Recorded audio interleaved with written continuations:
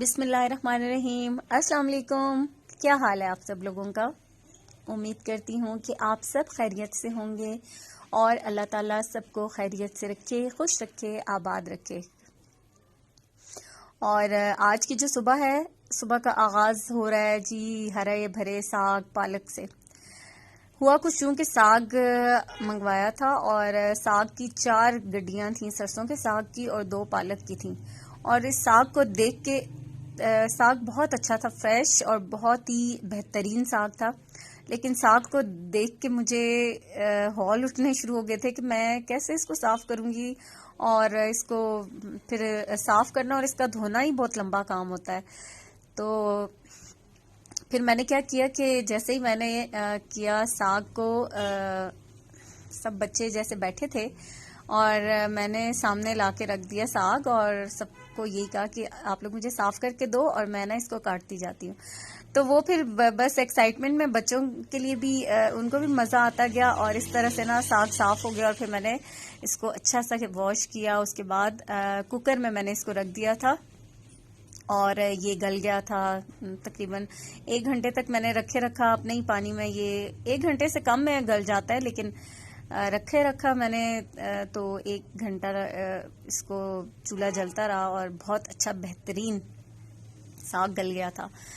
तो साग गल गया था और अब यहाँ पर मैं बना रही हूँ साग। थोड़ा सा बनाऊंगी, बाकी तो मैं इसको फ्रीज़र में रख दूंगी और जितना ज़रूरत हुआ फिर उतना एक दफ़ा ये कि ज़्यादा मिक़दार में ला के उसको साफ़ करके बॉईल करके रख लिया जाए तो फिर बहुत आसानी होती है।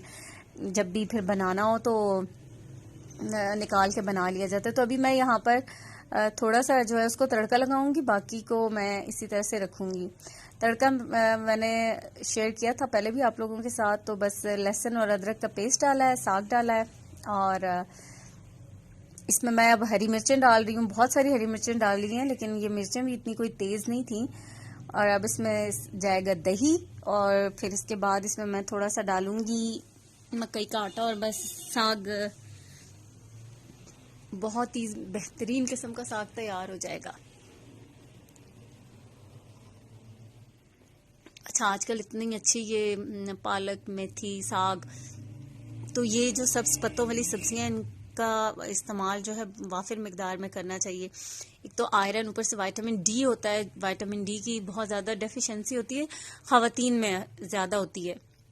तो इन चीज़ों का इस्तेमाल ज़्यादा करें, ज़्यादा खाएं साग। और अब ये सीज़न की चीज़ें हैं ना, तो वो कभी भी नुकसान नहीं देती। तो इसका इस्तेमाल ज़्यादा करेंगे तो फिर विटामिन डी की जो डेफिशिएंसी है वो भी पूरी हो जाती है। आयरन होता है इसमें इतना ज़्यादा और बहुत बेहतरीन चीज़ है। तो अब यहाँ पर बस मैं ये साग के साथ बनाऊंगी पराठे, रोटी जिसने खानी हुई। और ये साग के जो है बिल्कुल बस अच्छा सा मज़ेदार सा तैयार हो रहा है। अच्छा, बहुत सारी ना आजकल सोशल मीडिया पे साग को लेके बहुत सारी पोस्ट भी आ रही होती हैं कि जी बस अब साग का सीज़न शुरू हो गया तो साग साग हो रहा होता है। लेकिन यह है कि अच्छा लगता है, मज़ा आता है। और साथ हो अगर मक्खन तो क्या ही बात है। मक्खन मैंने बनाया हुआ था, घर का मक्खन है बना हुआ, तो साग के साथ इसका अलग ही मज़ा है। अच्छा, ये आप में से कौन कौन करता है? मेरा ख्याल है सभी करते हैं ये वाला काम। और इतना मज़ा आता है ना, ये जो पतीली को चाटने वाला काम होता है। ये इस तरह की हो गई, दाल वाली हो गई और या कस्टर्ड वाली, खीर वाला पतीला हो गया तो बहुत मज़ा आता है। और पता नहीं दिल नहीं करता कि उसको ऐसे ही बस फेंक दिया जाए या बर्तनों में रख दिया जाए धोने के लिए, जब तक उसको अच्छी तरह से साफ़ ना किया जाए। तो यहाँ भी मैं भी यही कोशिश करी थी कि इसको ना मैं साफ़ कर लूँ। तो यहाँ पर बस अब खाना शाना खा चुके हैं और अब मैं चूल्हे साफ़ कर रही हूँ। चूल्हे इतने गंदे आपको इसलिए भी नज़र आ रहे होंगे, एक तो ज़ाहिर है चूल्हा काफ़ी पुराना है तो उस वजह से भी उतना वो शाइन नहीं करता। लेकिन दूसरी बात ये कि कल यहाँ पर मैंने बनाई थी दाल। अब दाल नहीं गिरी थी, सिर्फ वो जो पानी होता है ना, पानी उसका गिरा था और मैंने चूल्हा साफ नहीं किया था और फिर उसको यूज कर लिया तो वो फिर वो जो पानी ऊपर गिरा हुआ था वो जल जल के ना, तो इस तरह से इसकी हालत हो गई। तो बस इसको मैं क्लीनिंग, पहले चूल्हे वगैरह साफ करूंगी और जब चूल्हे साफ हो जाएंगे तो उसके बाद फिर दूध बॉयल होने के लिए रखूंगी, क्योंकि फिर जरा सुकून से तसल्ली से साफ हो जाए तो फिर दूध बॉयल हो जाए।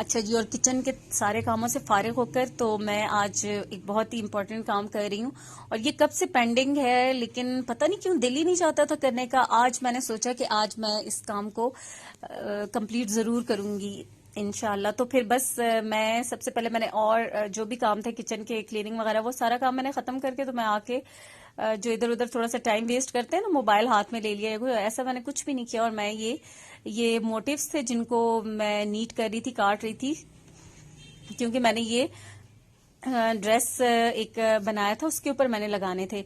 तो अब मैंने चूंकि इनको खुद ही इस तरह से मैं करके लगाना चाह रही थी, तो मार्केट से या वो काव्या करवा के मैंने नहीं लगाने थे, तो इसलिए मैं इनको बहुत अच्छी तरह से इतनी बारीक बीनी से करके काट रही थी कि कहीं गलत मुझसे ना कट जाए। नेट इतना नाजुक सा तो कहीं खराब ना हो जाए। तो ये मैं आमना की शर्ट बना रही थी, और बड़ी खूबसूरत सी ये शर्ट बनकर तैयार होगी, वो मैं आपको दिखाती हूँ आगे चलकर। लेकिन ये कि ये मैंने स्टिच की थी, पहले स्टिच की थी मैंने ये 1-2 माह पहले, और रख दी थी, क्योंकि मुझे कुछ समझ नहीं आ रही थी कि अब मैं इसके ऊपर क्या करूं। मैं अच्छी सी इसको खूबसूरत सी डिजाइनिंग करना चाह रही थी। ये मोटिव्स मेरे पास रखे हुए थे, ये मैंने एक नेट का पीस लिया था और उसके ऊपर ये जैसे बने हुए थे मोटिव थे, गला था और दामन पे इस तरह से। तो ये मैंने उसमें से ना निकाली थी। ये राबी सेंटर से इस तरह के पीसेस बहुत आसानी से मिल जाते हैं। तो मतलब उस वक्त तो आपको समझ नहीं आती कि क्या होगा, लेकिन मैं ले लेती हूँ और ये सोच कर कि बाद में ये कहीं भी इस्तेमाल हो जाएगा। तो लकीली वो मैंने लिया, और अब यहाँ पर ये जब मैंने ये वाला कपड़ा लिया था तो इसके साथ मतलब वो एग्जैक्ट मैच कर रहा था, तो मैं इसके ऊपर फिर अब ये मोटिव्स जो है ना, ये मैं लगा रही हूँ। तो ये मैंने काट लिए थे बिल्कुल सफाई से उसके किनारों से करके, और इस तरह से सुई की मदद से फिर मैंने पहले इसके ऊपर मैंने कॉमन पिन्स लगाई और अब ना इसके ऊपर फिर मैं इसको सुई धागे से लगा लिए थे। एक मोटे वागे लगाए और एक एक बाजू के ऊपर लगाया है। अब इसके बाद जो है इसके गले पे मैं बीड्स लगा रही हूँ, ये पर्ल वाले बीड्स। एक पहले इसकी मैंने लाइन लगाई तो मुझे कुछ इनकम्प्लीट सा लगा, फिर मैंने इसकी डबल लाइंस लगाई। डबल लाइंस लगाकर और फिर मैंने ये देखें, ये एक एक मोटे बाजू पे और एक एक टसल लगा दी और एक टसल आगे है, और इसी तरह से इसके बाजू मैंने इस तरह से चुनट वाले बनाए और इसके ऊपर भी एक एक मोती मैंने आगे करके लगा दिया है। इतना डिसेंट सा, इतना प्यारा, इतना खूबसूरत से ये बनके तैयार हुआ है। और ये इसके आगे भी जो, इसको मैं आपको दिखाती हूँ कि इसका जो बॉर्डर था ना, यहाँ पर भी मैंने नेट थोड़ी सी करके लगाई और उसके ऊपर भी एक एक मोती मैंने लगा दिया। तो ये बड़ी खूबसूरत सी प्यारी सी शर्ट बनके तैयार होगी। और ये अभी मतलब ये बीड्स और ये जो है मोटिव्स वगैरह लगाते लगाते मुझे काफी टाइम, मतलब ये कि मैं असर तक इसको लगा के तो मैं फारिग हो गई थी, मैं उठी ही नहीं हूँ जब तक।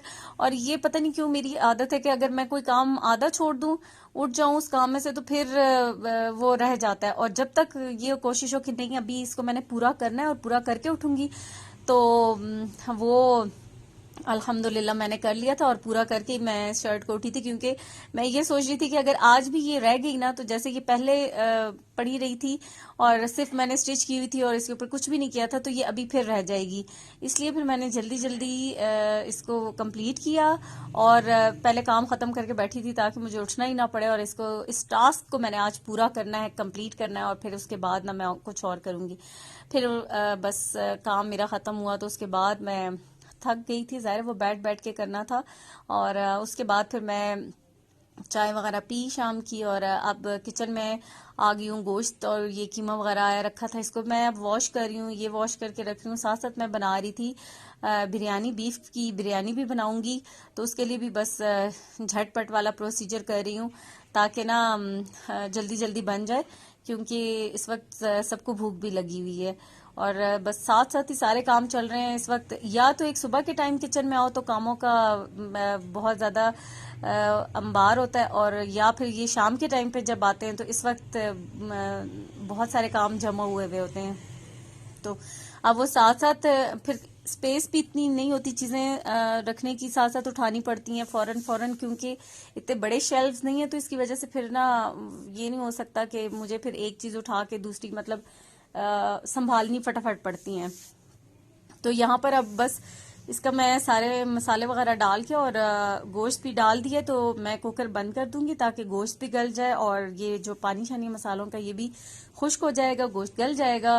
बस झटपट मैं चाह रही थी कि फटाफट ना मैं बना लूं, क्योंकि एक तो पहले ही थकन बहुत हो रही थी, वो काम सुबह से बस वो काम ही होता रहा। तो पहले वो साग का इतना लंबा चौड़ा काम था, और उसके बाद जो है मैं ये जो शर्ट की जो डिजाइनिंग कर रही थी वो, तो अब ये वाला काम था कि सारा जो किचन में। और बिरयानी बनाना इतना मुश्किल मुझे कभी भी नहीं लगा, लेकिन जो बर्तन गंदे होते हैं ना वो बहुत ज्यादा हो जाते हैं। तो फिर अब ये सारे बर्तन वगैरह भी साथ साथ वॉश करना, करते रहो, फिर भी पता नहीं इतने बर्तन हो जाते हैं कि खत्म होने का नाम ही नहीं लेते।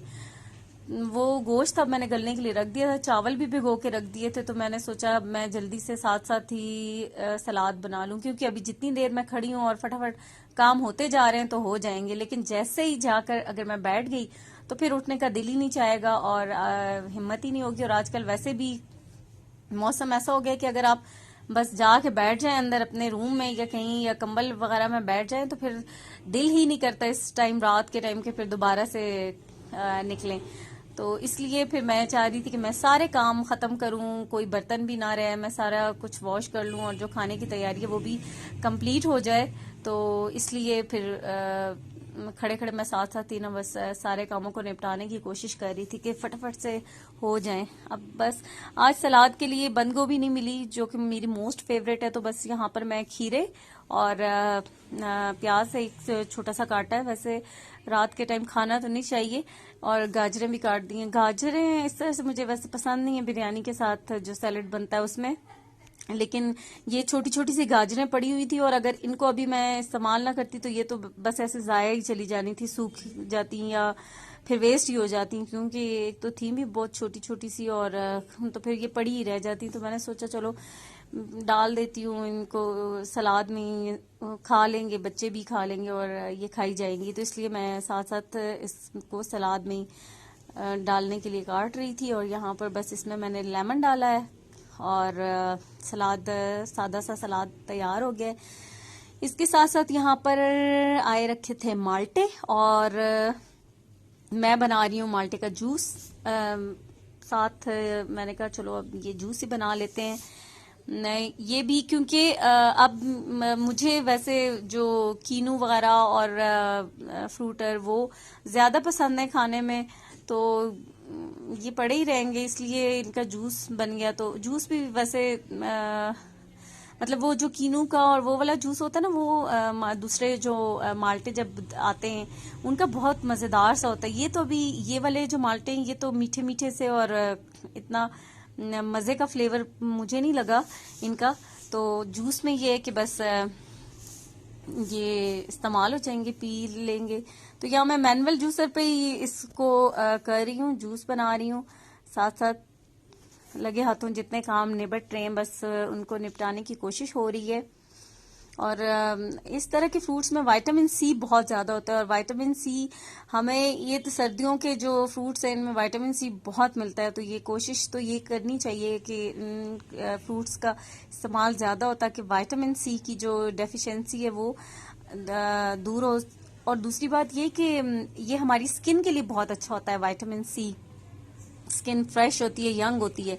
तो इसलिए जो मौसम की चीजें होती है ना, इनका इस्तेमाल बहुत ज्यादा जरूर डाइट में करना चाहिए ताकि अच्छी हेल्दी फ्रेश स्किन ग्लो करती हुई मिले। वो बहुत ज्यादा चीजें मुंह पे लगाने से रिजल्ट्स नहीं मिलते, जितना अंदर आप मतलब चीजों का इंटेक होता है तो खाते पीते हैं अच्छा, तो उनसे होता है स्किन अच्छी ग्लो करती हुई होती है।